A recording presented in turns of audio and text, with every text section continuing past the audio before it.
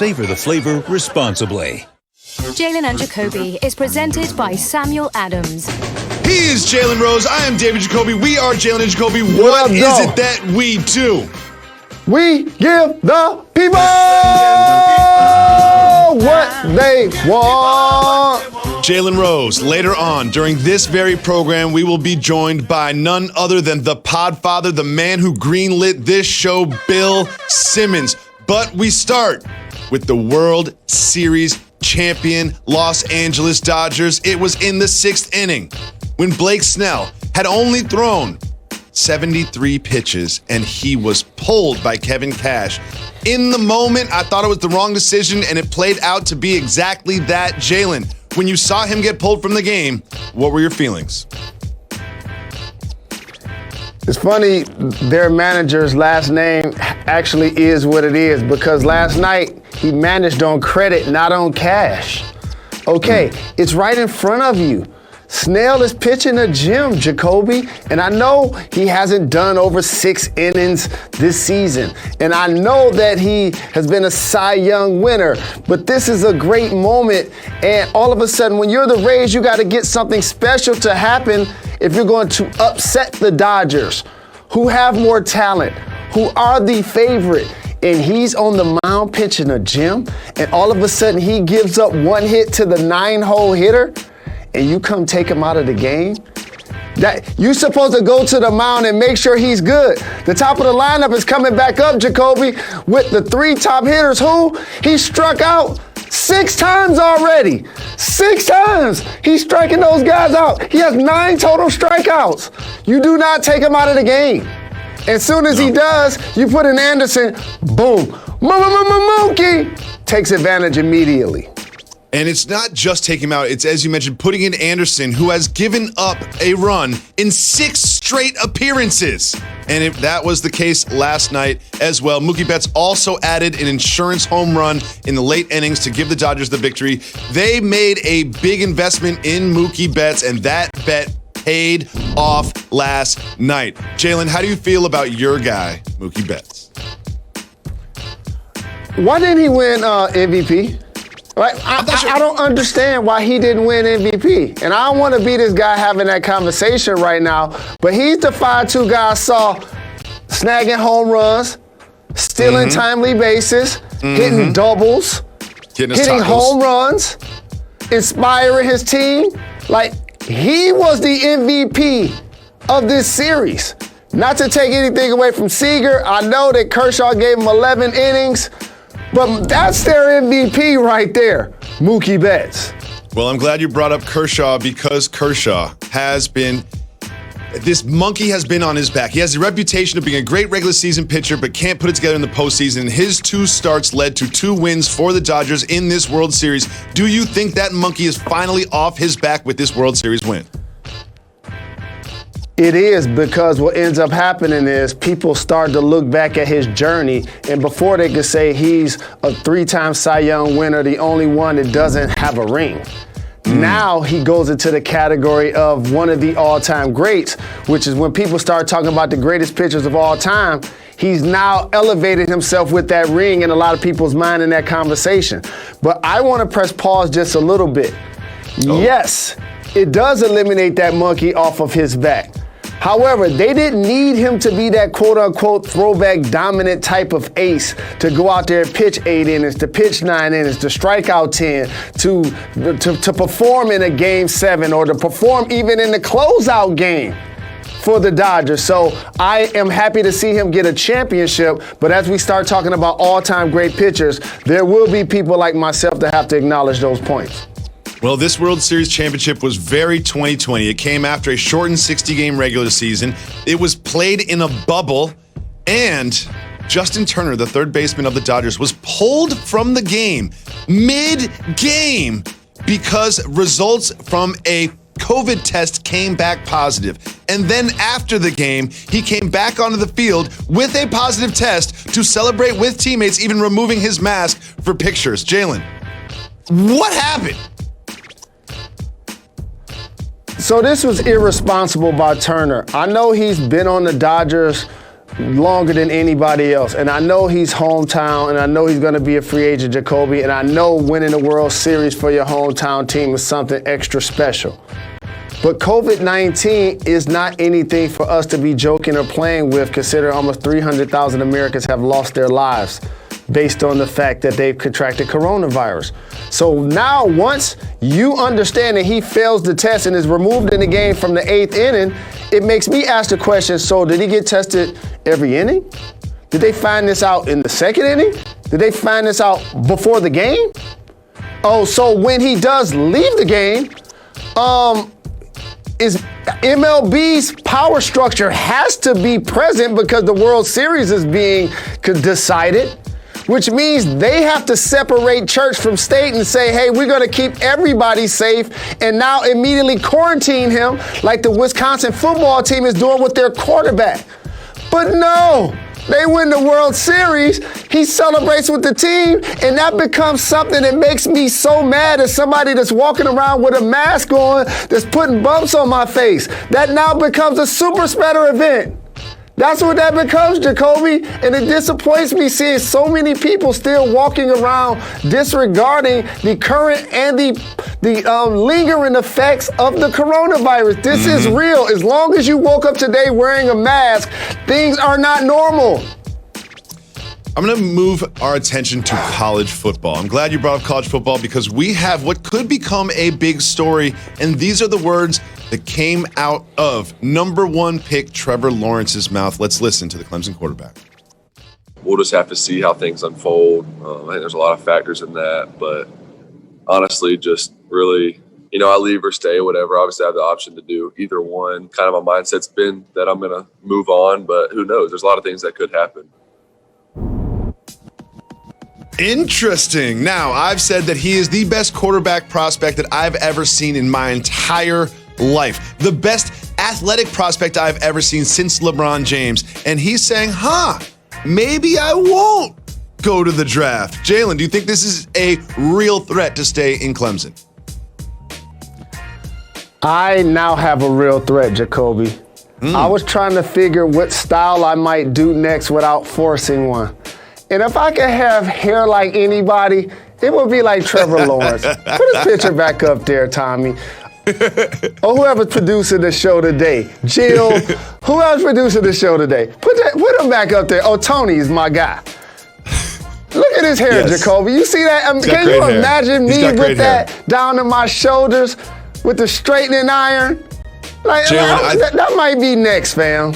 I think your hair is great as it is, but talking about Trevor Lawrence, a lot of people are just putting this to the Jets. Oh, he doesn't want to play for the Jets. The Jets are one of many teams that are terrible at football in the NFL. It's not a lock that the Jets are going to go 0-16. They were threatening against the Bills in the first half. There are tons of teams that can get the number 1 pick, so I don't want to make this story about the Jets, but it is interesting that he's saying he could stay in college because I think it does matter who the number 1 pick is going to be. That will influence that decision. However, I do not think Trevor Lawrence will stay in college. There's just too much money waiting for him to play on Sunday. I'm not going to be able to do it. Jalen, we have some news about the Detroit Lions. The 3-3 Detroit Lions. They have traded for the Cowboys defensive end Everson Griffin. Now, the fact that they would trade Everson Griffin to the Lions for a conditional 6th round pick tells you what about where the Cowboys' heads are right now? So this is when an organization, Jacoby, walks into the locker room blindfolded after the owner gets upset at a media member for questioning the leadership in the locker room, puts a blindfold over his eyes, and just sprays through the locker room to try to make an example out of one person. And it's like, okay, so do y'all see what we did to Everson? We got him out of here. You could be next. You think you don't understand wearing that Dallas Cowboys star is a privilege? We'll get you up out of here. But you know what they ain't doing? Getting rid of the guys that they paid top dollar that should be performing as not. Like Lawrence, like Jalen Smith on defense, like Amari Cooper, Ezekiel Elliott. You know what he did when he saw their lockers? He just walked right by. How y'all doing? What's up, fellas? Because those was his decisions. And so now he's trying to own it by pointing blame, but it ain't nobody to blame, Jerry, but yourself. You know what the wildest thing about this story is? Griffin got traded from the Cowboys to the Lions, and he actually ends up on a better team in Detroit than in Dallas. Think about that. There are very few times in the history of the National Football League in which that is true. And right now, I want you to congratulate you. Enjoy being 500 right now because we both know it is not going to last. We have Bill Simmons joining us right after the break. Make sure you stay tuned. You're going to want to see that. Jalen and Jacoby is presented by Samuel Adams from Boston with Love. Coming to you live from Pier 17 in the South Street Seaport District of Manhattan and brought to you by Chase. Welcome back to Jalen and Jacoby. It is a very special day here on Jalen and Jacoby because we have the man who made this show happen. The Podfather, Bill Simmons, joins the program. Thank you so much for taking time out of your very busy and very rich schedule to join us on this program. I had to invite myself, to be fair, because you guys just forgot about me. You're here every day. You here every day. You here every day on the wall, my brother. You know that. Yes, you did have to invite yourself on the program. I can be dead and be on the wall. What does that do? Bill, I want to get inside your head because I know the complicated emotions that you have towards a gentleman named Tom Brady. What does it feel like to watch your Patriots be terrible and watch Tom Brady flourish in Tampa Bay with Gronkowski and the Buccaneers? It's been very spiteful. I'm hurt. I feel like it's my first wife who left me and then just got in incredible shape and married somebody who's cuter than I am. And I got to say, the only way I've been able to deal with it is just betting on the Buccaneers. Because then I fight off the resentment, and then I have something at stake. The thing for me is I love Gronk. Gronk is my favorite Patriot of all time. So to see Gronk rejuvenated and see me more like the 2015 Gronk has made it more palatable to me. The other thing is the Patriots are so bad. You look at Brady now, and it's a little like LeBron. I remember Jalen and I did the finals in 2014 together, and we were kind of looking at each other going, wow, Miami's not good. This team, this is the arrow's pointing down. And LeBron sensed it because he's a genius. He goes back to Cleveland, tried to pretend it was a whole, I just want to go home and I want to finish my career in Cleveland. We know he didn't. He was just going there. It was a better chance to win a title. And for Brady, I just think he surveyed it like a genius and said, this is my best chance to go here and have these receivers, and I want to win my 7th title. So I'm still like deep down hurt, but I can't I can't root against him. So Bill, you're a sports aficionado and you're a basketball historian. And I know when LeBron James won his 4th championship and his 4th finals MVPs, he started to move on a lot of people's different lists. Where does your current top handful of players of all time now stand? Well, I've adjusted a little. I have a Mount Goatmore because I think it's so hard to compare the guys against theirs. I still have Jordan as the best player I've ever seen. But I do think you can look at it generationally and you think like Russell's the best guy of the first 25 years. Kareem's the best guy of the next 15 years. MJ's the best guy of the next 20 years, and then LeBron. And if you think about it that way, each guy dominated their era. I still feel like Jordan going 6-0 in the finals and just the peak that he hit where it just seemed like no matter who was on his team, who he was playing, he could beat anybody. The Last Dance kind of cemented that. But if LeBron's going to play until he's 42, 43, I mean, Jalen, you couldn't even play till you were 33. When did you retire? How old were you? And you always retire 2 years before the league retired you. So it let me go at 34, but I was really done at like 31. Right. The 2007 Suns, when they had the suspensions, James was like, hey, I'm right here. Still didn't play. Little known fact. Bill Simmons more reliable from 15 feet than Jalen Rose? I've played with both of these human beings, and if I needed one person to hit one 15-footer, I'm giving it to Bill on the right side baseline over anything Jalen Rose from 15 feet now. And that is a fact. I say that on wax, and I stand by it. Now, Bill, I made a mistake. I love playing pickup basketball with both of you guys. Jalen, no matter what kind of shape he was in, could still do the back down a dude and just keep going left hand, right hand until he was next to the basket for a layup. And you're like, oh yeah, this guy's 6'8" and made $140 million playing basketball. Yeah, this is why. Pretty good at basketball, that guy. The last time an MVP back-to-back regular season-wise that left a team was LeBron James. And it's funny you brought up the conversation that we had when we looked at the Heat roster. Giannis Antetokounmpo is now entering that scenario, in my opinion, if they don't meet expectations. I believe if the Milwaukee Bucks don't make it to the finals and or win the championship, he may end up elsewhere, in particular Miami. What do you think happens to Giannis as the time passes? Well, we're going to know, right, in the next month, because he can sign the Supermax. And if he's like, hey, can we wait on that?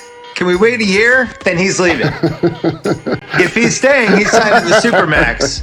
I assume he's leaving, or at least keeping his options open, because the thing for me is Durant tore his Achilles, which is probably the worst injury you can have as a basketball player, and still signed a max deal a couple months later.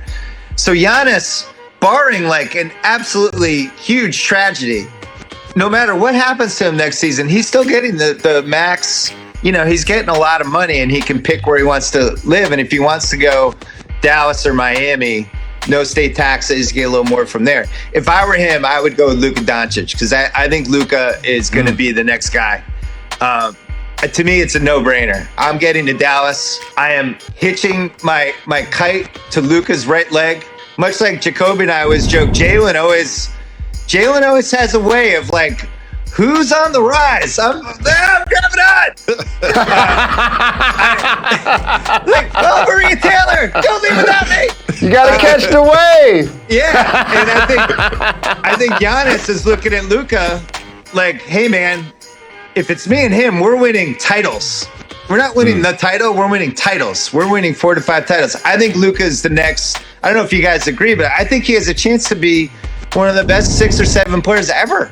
He's already the best 21-year-old player ever, and you look at his stats, and it's like, if he can shoot 45% from 3 5 years from now, this is a guy who could be like 35, 10, and 10 every night. So if I'm Giannis, I'm going there and I'm waiting. Bill, you know my favorite number is 5. It's my lucky number. You guys had a 5-tool player for the Red Sox. His name is Mookie. Why? You're now in Los Angeles. I have to ask you, just my professional obligation, how are you dealing with this? It's horrible. And it's the most indefensible trade any Boston team has made since I've been alive. He was the best Red Sox position player we've ever had. Everybody loved him. He was hitting his prime. He does everything great. And the most frustrating thing for me are all the Dodger fans in my life who's like, oh, man, I didn't know Mookie could do this. I didn't know this. And you see like that last series where every game he does 2 things that aren't just like, I hit a line drive into the gap. Like, he'll make some throw. He'll make some catch. He'll turn some single into a double. He'll steal a base. He's honestly the best position guy I've ever watched day to day. And I think that's what makes him special is every single day he figures out some different way to play a baseball game. So to watch him come here and to, you know, as I'm power walking LA, trying not to lose my mind and seeing like Mookie Betts t-shirt jerseys and stuff, it really hurts. It's way worse than the Brady thing. And not to mention in 2020, you know, he's I would say the signature black athlete in baseball. And I think somebody who could have been really important in Boston. And they're like, cool, let's trade him for 4 guys. It's all of it is just devastating. It's made me like baseball less. Honestly, I watched less baseball this year than I've ever watched in my life. And I don't know if it comes back. I got my 4 World Series rings. They traded my favorite guy. And I don't know. I'm taking it year by year now. Bill, we always have to say that how much we appreciate what you've done for us and this show early on, giving us a shot and letting us do whatever we wanted. Now here we are over 9 years later, still on TV. I love you, my brother. Forever grateful for your influence. And looking forward to catching up soon and breaking bread, having some adult beverages. Yeah, post-pandemic hang. Let's do it. Let's get it.